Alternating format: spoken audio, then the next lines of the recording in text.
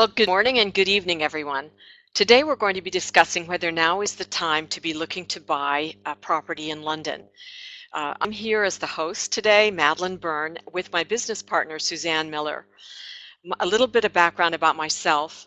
I attended Stanford Graduate School of Business and was awarded an MBA with a specialty in finance, and then became an equity analyst for a large fund management company. I moved to London, where I met my husband, Philippe, and we had two children who are now actually in their 20s. They love, I think all of us, we live both in Notting Hill Gate and in Kensington, and all of us absolutely love the lifestyle, the activities, the transport, the schools, the safety, the activities in London, including opera for my husband, the easy access to the mainland. And for me in particular and my son, we love English humor. We had started commuting between London and Paris for our jobs, and that sort of was the beginning of London Perfect and Paris Perfect, because we wanted to rent our properties when they were empty. So it started with our own homes, and we learned the ropes, and then neighbors and friends began to ask us if we could manage their properties, which we did. But the most important change of all was that many of our guests liked what we were doing so much over the past 15 years that they asked us if we could find an apartment or a home for them in London or Paris, help develop it, remodel it, furnish it, and then manage for them, renting it out when they were away, and obviously there for them to use whenever they wanted. It worked better than we ever expected, and we now manage about 400 properties in London, Paris, Italy, Provence, and soon to be Bermuda. We're recognized leaders in this field, and we are very eager to take on great properties. Now I'll introduce my business partner, Suzanne Millar. Suzanne, tell us a little bit about yourself. Hello, and good morning and good evening from wherever you are in the world. I started my career in management consulting in New York City. And then after 4 years, I went to Wharton Business School and got an MBA specializing in finance. I met an Englishman in New York, and then soon after Wharton moved to London in 1987, where I've lived very happily ever since. We've raised two children in London, and when they were very young, I was thinking, what would I like to do next? And a friend of mine asked me to find her a property to buy, and I enjoyed it so much.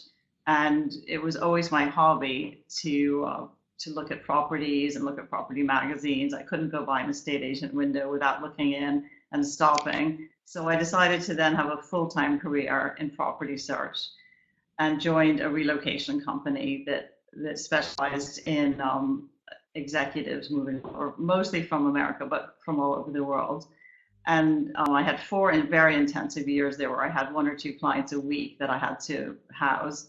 And then I started my own property search company and have carried out dozens of searches for both long-term rentals and purchases. And I'm really happy to say that most of my clients have become really good friends. And that's me. That's great. Well, the first and most obvious question is, why now?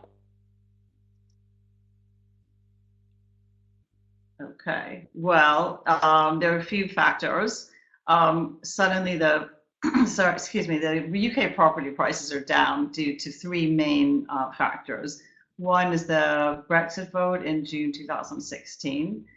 The UK currency is particularly weak at the moment, and there's been a major stamp duty increase. And stamp duty is the buying tax, for those that don't know that.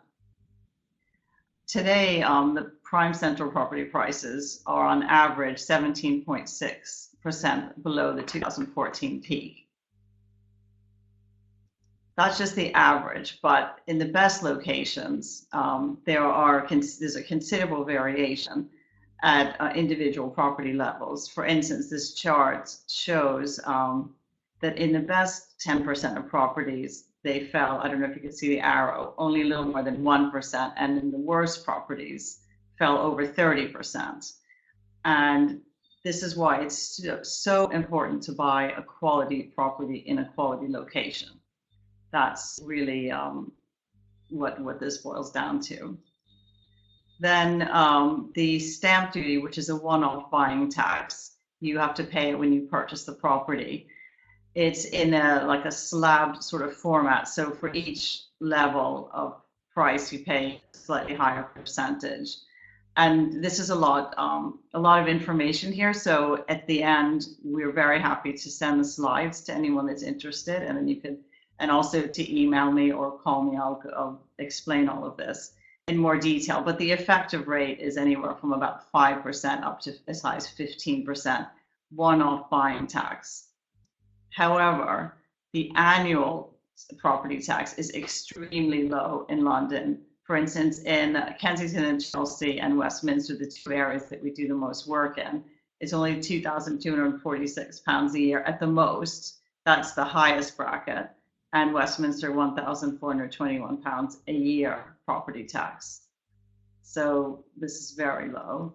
And then just to show you the decrease in the pound sterling against the dollar, at post-Brexit, the pound is 25% below the 2014 levels and 10% below the average and the year leading up to the Brexit vote, which is here in June 2016. It's pretty compelling. Yeah, it is. I mean, it's a big change. Now, where is the best place to buy and where not to? Our main focus has been in Kensington and Chelsea and Westminster, which are the most central boroughs, with in residential areas that are very close to shops, restaurants, and parks. Really good transport. Here's a closer up view of Kensington and Chelsea, which is dominated by the massive Hyde Park and Kensington Gardens. And then we've also got loads of other parks such as Green Park, Holland Park. And it's just a beautiful leafy area and surprisingly quiet, being in the middle of town. When you and I were talking about this yesterday, that how many cities, major cities in the world, have these kinds of green parks, green and quiet parks. And I know all of our owners and ourselves love just stepping out, walking up a few streets and being in either Kensington Gardens or Hyde Park or Green Park, St. James Park. It's wonderful. It's like being in the country, in the city, and that's very rare. I know, it's amazing. And in addition to that, we have a lot of private garden squares. So that's even more ideal if you could find a property that looks into a private garden where you could get a key. But just as a guide, and it's very approximate, these are minimum price guides for the sort of costs of properties in the areas that we mentioned. A studio, £500,000 and up. A small one bedroom, £650,000 and up. A two bedroom with two bathrooms, 1.2 million and up, and so on. That's just a rough guide just for people that are curious. And now I'll give you some property examples of what that I've come up with. So on the left, what you look for. I think what you do such a great job. Thank you.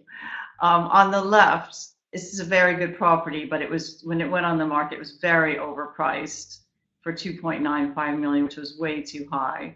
Now they reduced it by 24%, which is really more or less what it was worth, and it's probably going to go down further because when properties go on the market overpriced, they end up with less than what they would have gotten if they put it on at a sensible price. So that's the sort of one you kind of have to wait and watch, and then go in much lower. But it's a great little house. The one on the right is a really wonderful little one-bedroom flat, and it's on for 650,000, but it's on with the wrong agent who specializes in very, very expensive properties. So people looking for a small flat wouldn't have the nerve to call this agent, because they normally stick their nose up at less expensive properties. I shouldn't say inexpensive. It is a lot of money, but for them it's not. And then this is an example of a two-bedroom and two-bathroom flat to avoid. So often I get clients looking on the internet and saying, "Oh, this one looks great. It's a lot of space. It's good value for money. It's two bedrooms, two bathrooms, wood floors, green views. You could see trees through the windows." But what you don't see is that all the traffic, and it is a major thoroughfare through London. So it's extremely busy. It's a red route, which means there's no stopping. It's got this double red line. it's so busy, it's unbelievably noisy, and it's also very polluted. So I would really avoid properties on this road.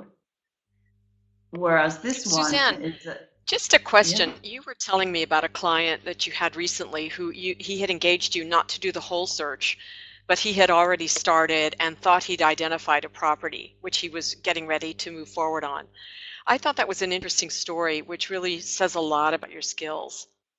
yeah. I mean, I often do get people that find properties on the internet and they ask me to go and look because they're not even going to be able to get in the country to see it. And I didn't like the property because first of all, the buildings next door are like 1 or 2 yards away, so you could reach out and touch someone's windowsill from every single window. And in addition, there was an extremely noisy, probably the largest pub in London, three-story pub, and it was open unusually till 1 in the morning and had an outdoor area that's open 24, I mean, 20, not 24 hours, 365 days a year till 1 in the morning. And it has heat lamps, so it's open even in the winter.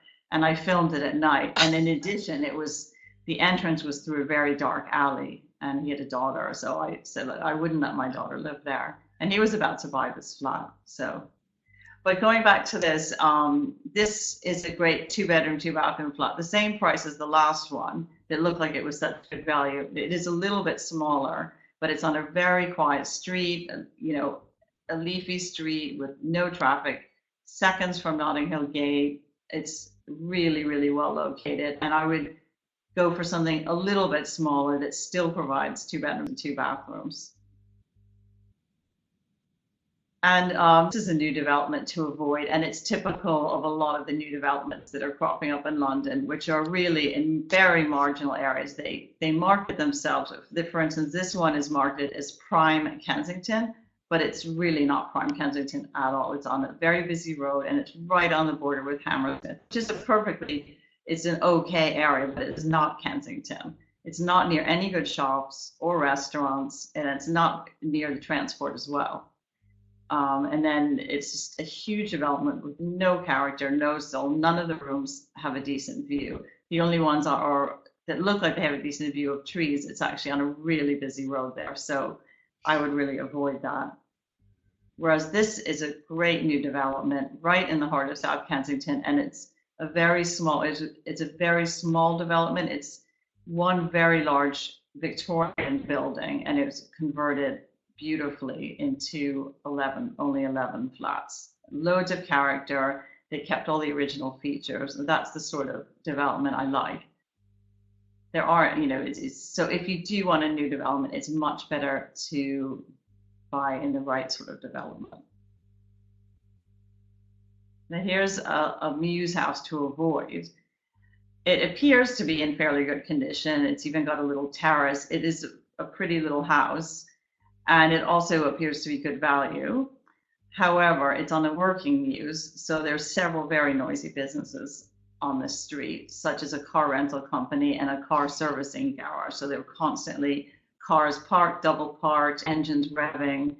And in addition, 1/3 of the square footage is in the basement that has no natural light at all, no ventilation, very, very claustrophobic.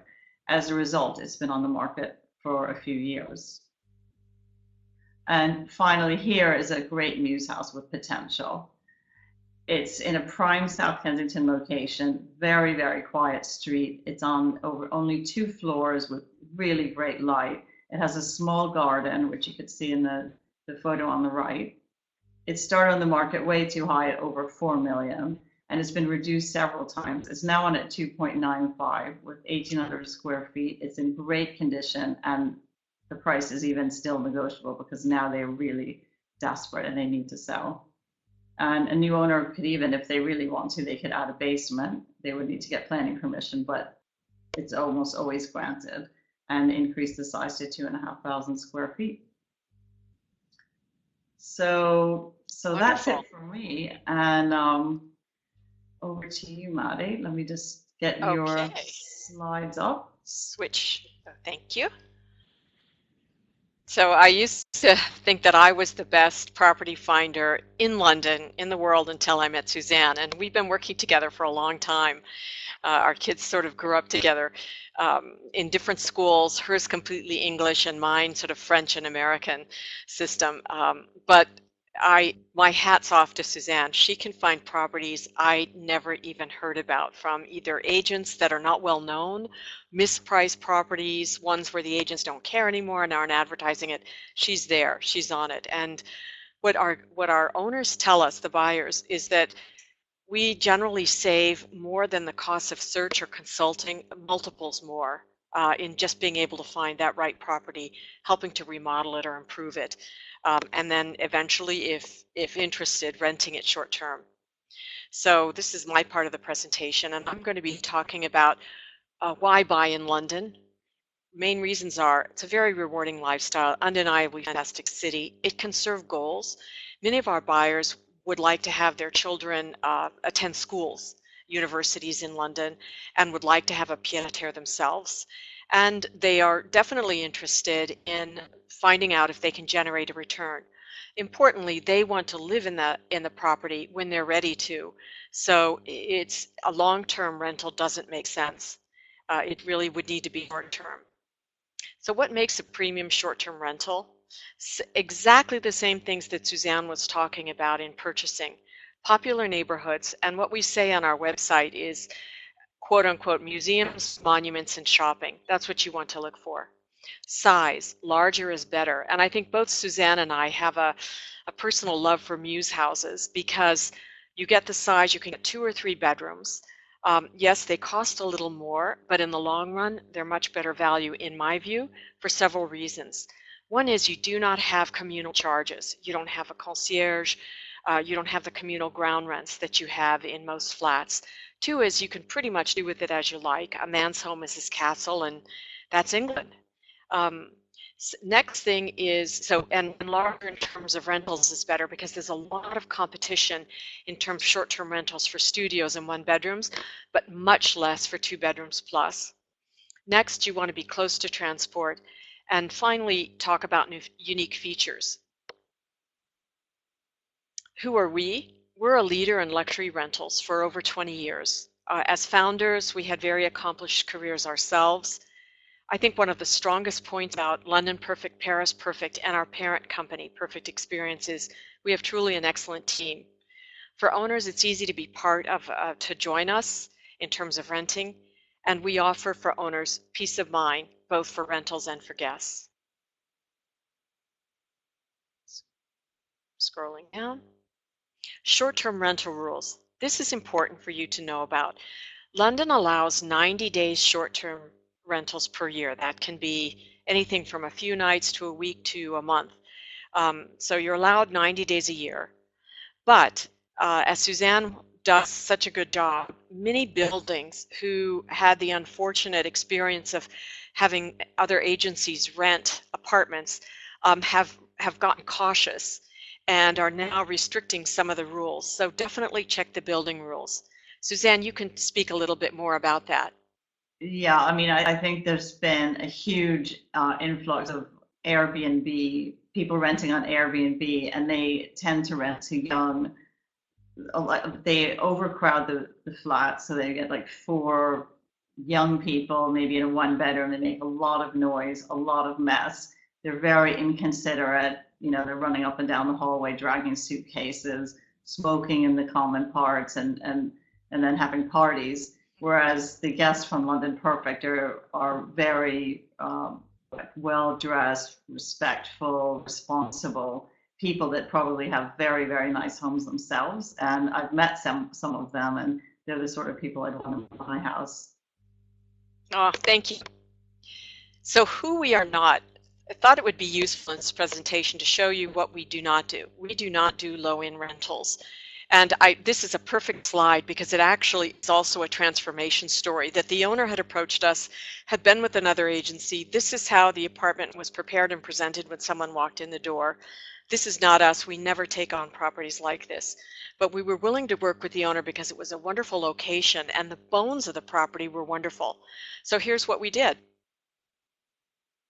We transformed it. We took those 2 bedrooms, removed the wall, which wasn't a retaining wall, and opened it up and made a communal living room, dining room, and kitchen in this area. And the owners loved it, and importantly, so do guests. Here's another example of, I call it a tale of 2 agencies, like a tale of 2 cities. Which one do you think achieves the best results?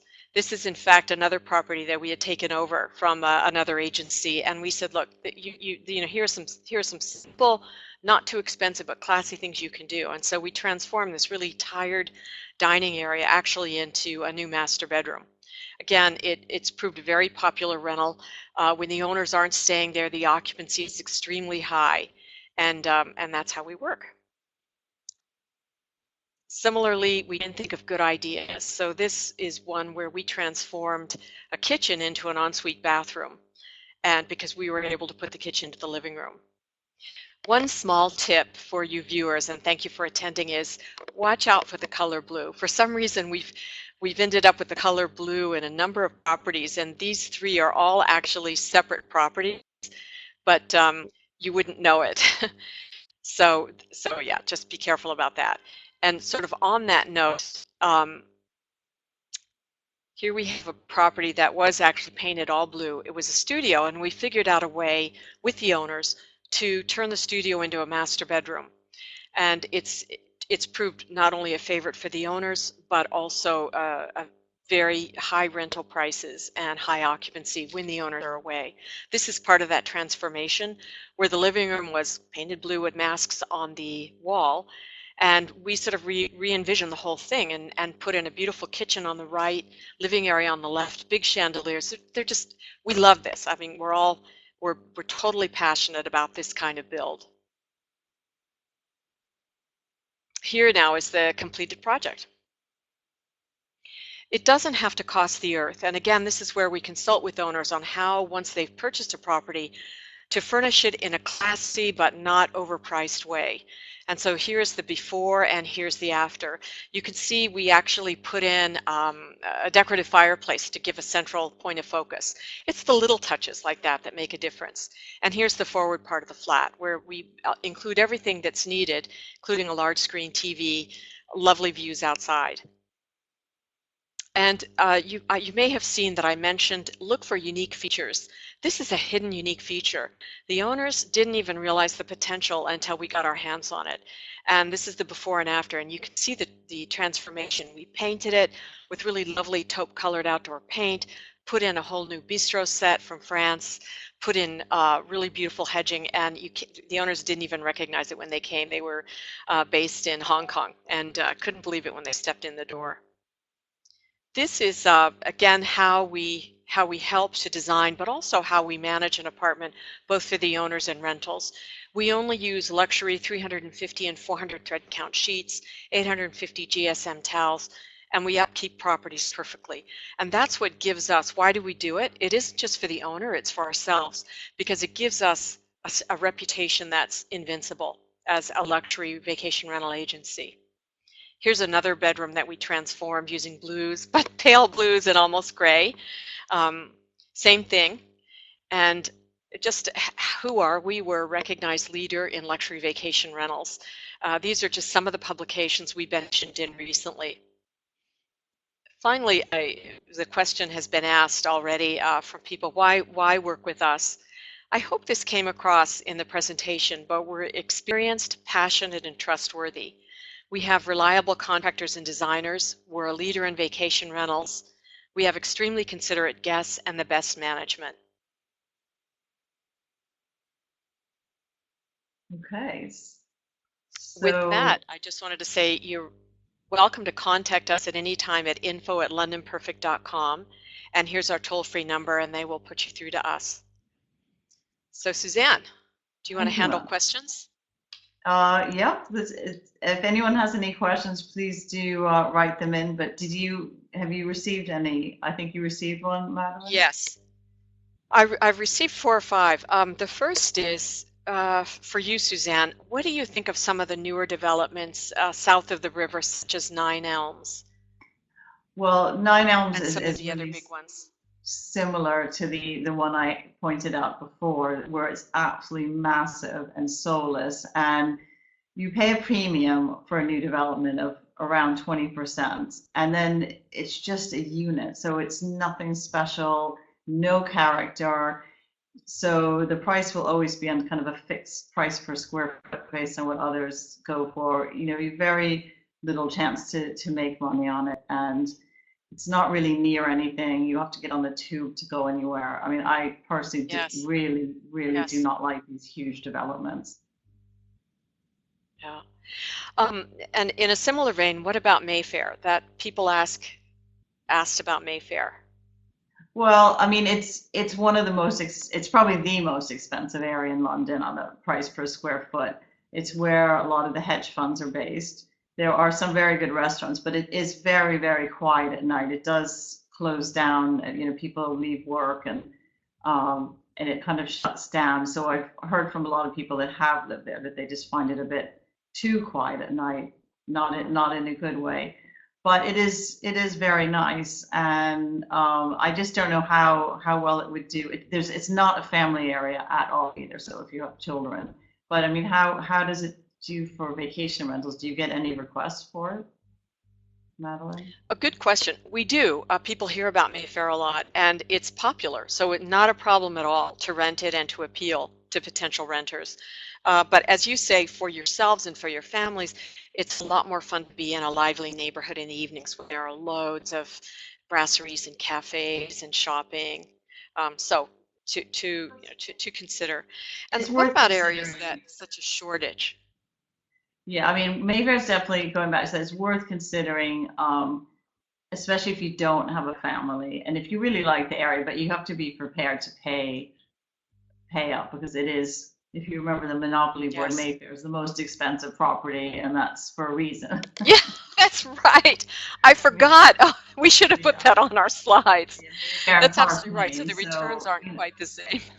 Yeah. know, Um, let's see. Next question is for me, which is how do you operate in terms of taking on a rental? Is there a minimum period of time that that our property should be free?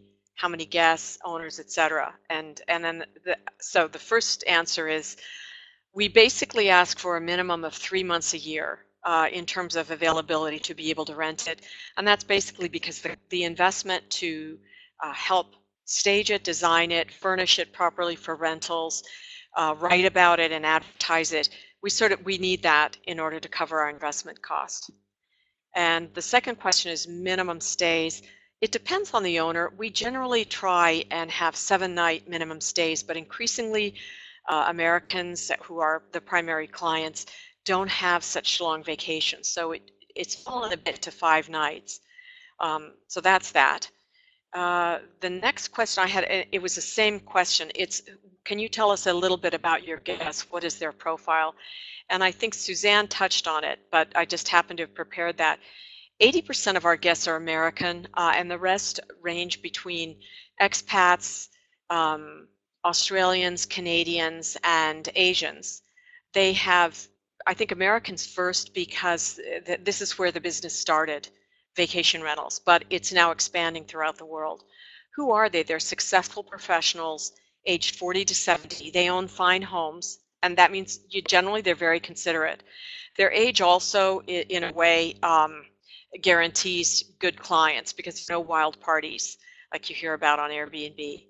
They want to live London. They don't want to just stay in a hotel. What they normally do on business is stay in a hotel. So 5-star hotels, they want 5-star rentals. And an interesting data point for our company is we have broken a record actually for companies that 35% of our guests return annually and send their families and friends. So I think that's a very good sign. okay. Let's see, Suzanne, any other questions? Yeah, I have a few questions here. There's one question, what are the market conditions around Brexit? And could you please talk about how prices are currently, as well as supply and demand, and expected trends in the next 12 months? That's a good question. I mean, the market conditions are definitely a little bit slower now, which is why they're good opportunities because people are nervous about what's going to happen with Brexit. But I mean, although there might be fewer buyers, there are also fewer sellers, because unless someone really has to sell their property, they haven't really put it on the market, which is why someone that really does want to buy is going to probably end up almost half the properties they'll see are ones that are off market. So ones where the agents know they'll sell it if they have a decent buyer and they don't want to just make it, just put it on the market and have it just languish and nothing happen. And what was the second part? Is so that's the supply and demand and expected trend in the next 12 months. I mean, I think all the leading agents, the leading sales agents, are really expecting prices to go up a lot in the next year or two, and then they're expecting some growth after that. And that sort of ties up to another question. Someone else said, we joined late and may have missed your comments on Brexit. We heard the comments on FX rate, but did you comment on potential 33% drop in valuations with a no-deal Brexit? I mean, I have seen some headlines saying, well, if there's a no deal, it's going to drop a further 33%. I don't really believe that because I found, and I think you agree, Yeah. Madeline, that the property market functions Yes. very similar to the equity market. So people, I think it's already factored And into the price. yeah, So people are yeah, assuming now yeah. that it's I going to think, be either a bad deal or no deal. Do you yeah, agree with that? it's it's it's definitely my background of 30 plus years in the equity markets because what's interesting is you think that the news happens on the instant that if finally Theresa May cannot get the kind of Brexit that Britain needs, that things will drop further. But in fact, there was a term that traders and we always called it that it's already in the stock. And Yeah. the bad news, and this is the reason for the webinar, so thank you for the question, is we both felt, having lived through both equity markets and real estate markets that have had huge run-ups and then huge crashes. We've seen all the crash signs for the last 4 years in the UK, starting with uncertainty over who was going to be the next prime minister. We've seen major pound sterling depreciation from the 2014 high, over 20%. And so it sort of on the desk we would sort of call it, this is a very good buying opportunity. Nobody really wants to buy, and those were the toughest moments in the stock market for me to convince clients that a stock was a good buy or that a property is a good buy. Those are the times you really should be looking at it. Don't buy when what we used to call, when even taxi drivers are telling you that it's a no-brainer, it's a sure thing, like internet stocks this year. That's probably not the signal to buy. And everyone is already afraid that there's going to be no Brexit, and it's, most of it's reflected in the price. So my conclusion would be, we may not be seeing rock bottom, but it's almost impossible to call that last dollar. It's just very good to sort of start studying it when you think there's no, that nobody else is positive and you're kind of a lone voice and you're seeing some pretty good factors for living here and for possibly doing short-term rentals. So that would be my conclusion as well. Yeah, Great so question. I just don't think that there's going to be a 33% further drop at all. Do you, Madeline? Because No, it's been there. It happened last week when it looked like things were stopping and the UK equity markets were only down a couple percent and rally the next day. We're yeah, already there. And okay. And if then I have anything, one. I see pound sterling appreciating. So Go ahead, Suzanne. I have another question here. Someone said, could you speak about freehold and leasehold and negotiating a new leasehold when they are shorter? Well, it's preferable, especially if you're buying a house, they're almost all freehold. You occasionally get one with a very long leasehold, but in a flat, some could be share of the freehold, and then the rest would be leasehold. And anything shorter than 80 years is considered fairly short. I mean, if it's 75, it's not really short, but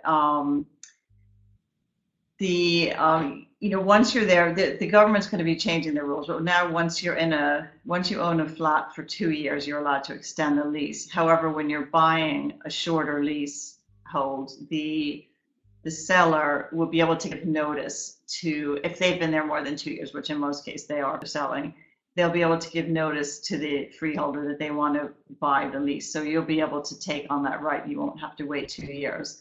But the government's going to be changing it even further so that I think if you come in, you could buy it without even the previous owner serving notice. And it's I more, hear, I'll sorry, go ahead, yeah, Matt. it's my being married to a Frenchman. He didn't like the idea of buying a flat, an apartment in a building because most of the what's called the ground rent is owned by an outside company or owned by the owners themselves.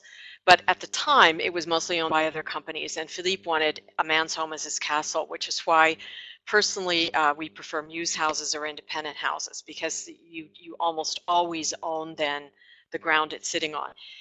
It over the last 30 years, London has done a lot to kind of remove the restrictions of owning an apartment 100%, but only having the lease on the land underneath it for 100 years. It still didn't sit right. So as Suzanne said, that's changing, and now more and more buildings are buying the freehold so that you own everything just like you would in New York or Paris or Los Angeles.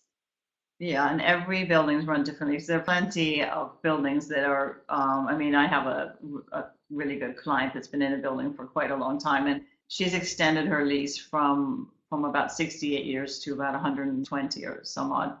And it is run by a committee, even though it's not freehold.